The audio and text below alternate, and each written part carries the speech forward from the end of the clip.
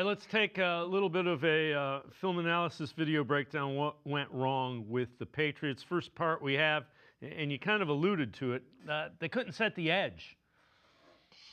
Yeah, teams are doing a really nice job. So you're going to see right there, they just get pinned down inside. They're putting a receiver right outside the defensive end, and they're just blocking them down and bringing those linemen every single time. And it's really hard to stop. You'll see it again. They get a block down, they get outside, and then everybody's running so fast on the Browns that what ends up happening is that you get these cutback lanes. So two things are happening. One is they're pinning the end. Secondly, they're overrunning things, and you're creating cutback lanes. So what they got to do is they got to make sure they have good gap integrity. They're going to have to maybe change their alignment a little bit.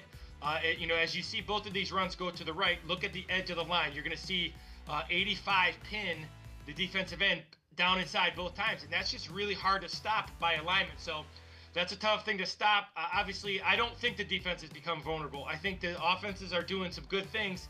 They held this really explosive offense to 9 points in the first half. They're doing their part. Yes, they've given up some plays, but they're not getting any help. So again, they can do it. They got to set the edge here. That will help them turn it back into their linebackers.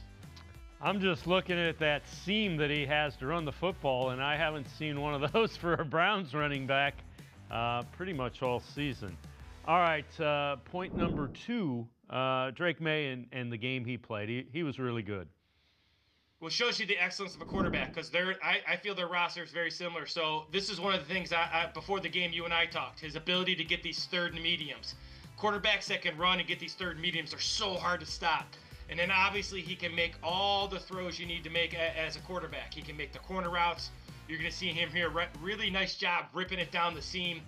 Delpit didn't carry the third receiver inside. You're going to see him here off play action, throwing off the run. They run a little pin flat there with the tight end for a touchdown. Just a guy who can make all the throws. You're going to see here a little sluggo, which is another thing that the Browns, if you learn anything, the minute that Campbell went down and Dom Jones went in, and I think Dom Jones has a chance to be a pretty good football player, McDaniels went right after him and repeatedly went after him. So just again, here's what a great quarterback does. Because of the fact their offensive roster is not stellar like some of the rosters the Browns have played, but when you have a quarterback who's elite and playing at an elite level, they can get you out of a lot of bad situations, which is what Drake May is doing right now. Yeah, and the underrated part of it, we talked about it before the game, he's mobile, and he hurt them with his legs a number of times. Yeah, there's nothing worse than for a defense than that guy who can pick up those third mediums and make big plays. And that first play, they did a nice job, and Bush did a nice job. He just outran Bush. And once again, for me, that's not a physical error. That's, as a coach, you go, okay, we got to do something different. Because sometimes the offense, or whatever side of the ball that you're going against, sometimes they make plays too. So the Browns had a plan for it. They just didn't realize how fast he was and how talented he is. He made all the throws, kept plays alive with his feet, threw on the run, threw from different launch points, becoming a top 5, top 10 quarterback very quickly right in front of our eyes.